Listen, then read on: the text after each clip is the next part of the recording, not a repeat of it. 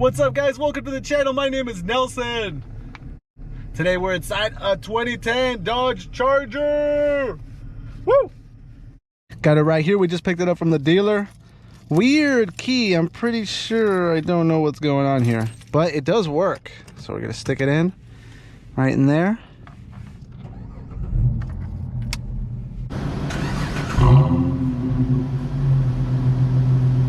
Sounds pretty good. Let's get our AC going quick. It's 110 today, record numbers, and I gotta tell you, the AC doesn't even feel cold. I know it's cold, definitely does not feel cold. Will you see that? Let me see if we got some radio.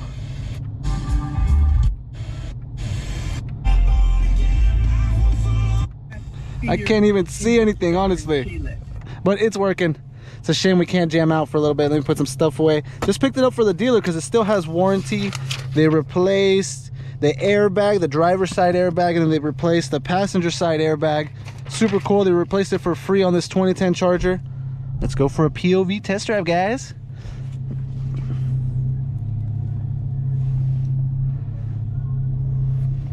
And I got a haircut, so I think my camera's fitting me a little weird.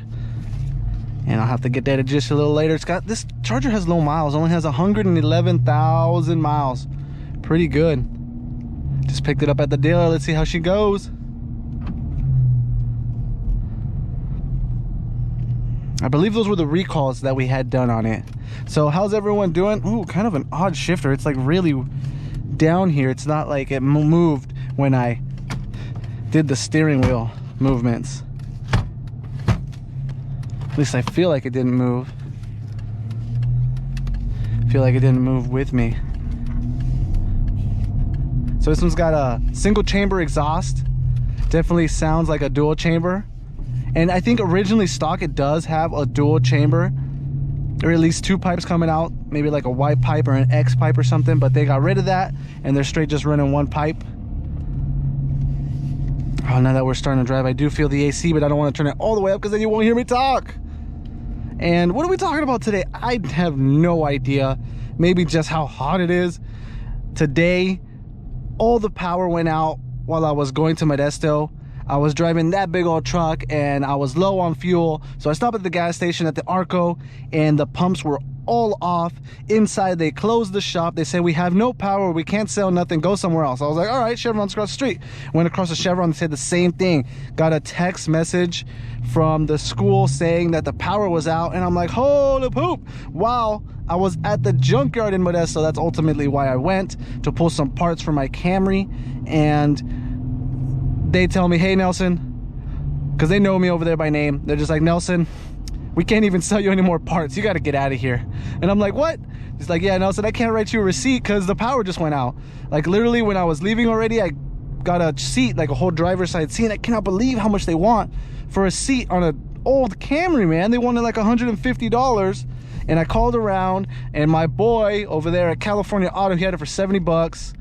And I called and went over there, and I picked up a couple other things, some hubcaps for the Camry because it needs it, a little plastic trim here. So he's like, give me 100, take everything. And I was like, boom, 100. And it's super cool over there. Let me go in, look at the parts, look at the cars before I decide on what I want to buy. And I love junkyards like that. They don't let me do that over here in Turlock anymore. It's so funny, someone actually from the junkyard here, Valley Auto, came to my dealership today, and they were just like, oh, we know Nelson, we know Nelson. We want to buy this car right here. They actually wanted to buy my Highlander, which was cool, but I don't know, it's kind of a weird deal. She said she wanted to grab it and go to Texas. She has like $3,000 now, and someone else is going to loan her the money. And I think one of her, not employees, one of her co-workers were going to lend her the rest of the money. And, you know, it's when it comes to, like, it sounds like we're financing now, and she's leaving to Texas pretty soon. I don't want to get too into it. It's too crazy. I already said it too much. But that's what's going on. Using my name to get a discount. If she bought it cash, 100% I give her a discount. And I just went over there, and actually they gave me a little bit of attitude. But I'm not too crazy about it. It's 100 and something degrees. I think right now everyone's got a little bit of attitude going on. My older brother's battery just died on his truck, so we're actually gonna go get it. I just picked this car up from the dealership. I've been in the junkyard all day, so I'm sweaty, stinky, covered in dirt. Like, whew, you know, I've been sweating all day today. I've been outside all day, and I feel like a sauna. Good thing I got some water, so make sure to stay hydrated if you're working outside like me. And yeah, and also my dad, oh my god, my dad messed up so bad. Look at that single cab, Jesus Christ, that thing is gorgeous. But so my dad was buying a car, an Infiniti G37 online. The bid was 500 bucks because the motor was messed up on it. You know, they tell you online like what's wrong with it somewhat, and they're just like it has a large big ticking noise. So my dad's like, oh, you know, if I get it cheap, so he puts the bid 550 bucks. Well, instead of 550, he put 5,500. And of course, Nelson, get over here, get over here. And he has me text messaging the guys. I'm like, hey, I made a mistake. I'm now pretending to be T.O., pretending to be my dad. So I called and I'm like, hey, I'm T.O. I made a mistake on a car, bidding on a car. He's like, I meant to put $550, but instead I put 5,500. And the lady's like, well, once you put a bid in it, it's in. You can't really go back on it unless it's a ridiculous amount. And I'm just like, $5,000 above is not a ridiculous amount when the last offer, the last bid was $500. So it's just a little insane. God, I hate these alarms that you can't turn them off on my freaking phone. Stop, please. Go away. Jeebus Crisis. Really, guy? You're just gonna cut me off like that? Is he turning into the dealership like me?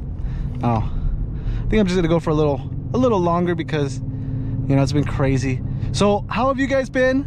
What do you guys think of the Dodge Charger? It's really smooth. These Dodge Chargers are pretty nice. 2010, and they're really hard to find in good condition. What I was saying about the paint earlier, how it was white, and white is all right. I love white because it's a super easy to maintain type of a paint. Wow, I keep missing this blinker.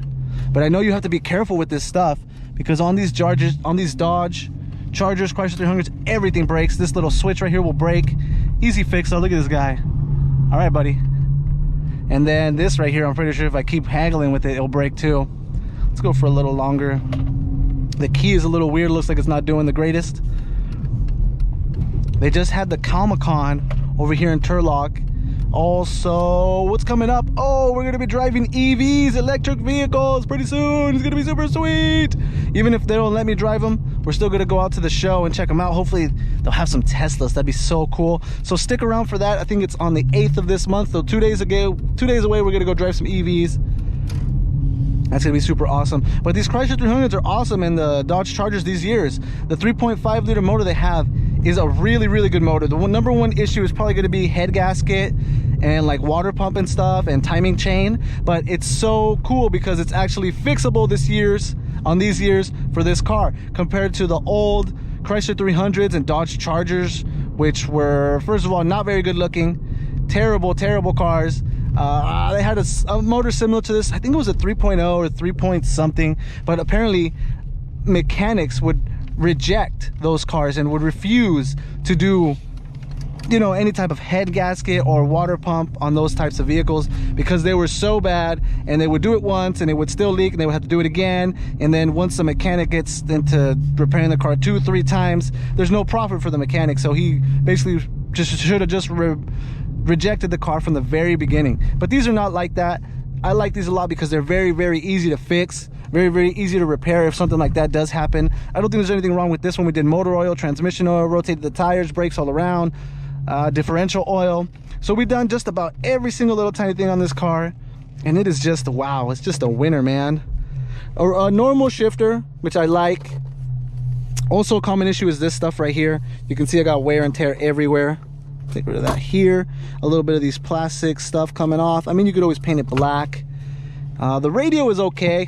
What's going on? I'm like, what's going on? Look at these door handles, pretty cool. Unique, circular. Steering wheel's all right too. It's not too bad. I actually like this 4-spoke steering wheel. I hate that it's worn out, but I really like it. All right, guys, that's the video. Like, comment, subscribe. Let me know what you guys think. I'll see you guys next time. Boom. Boom. Boom.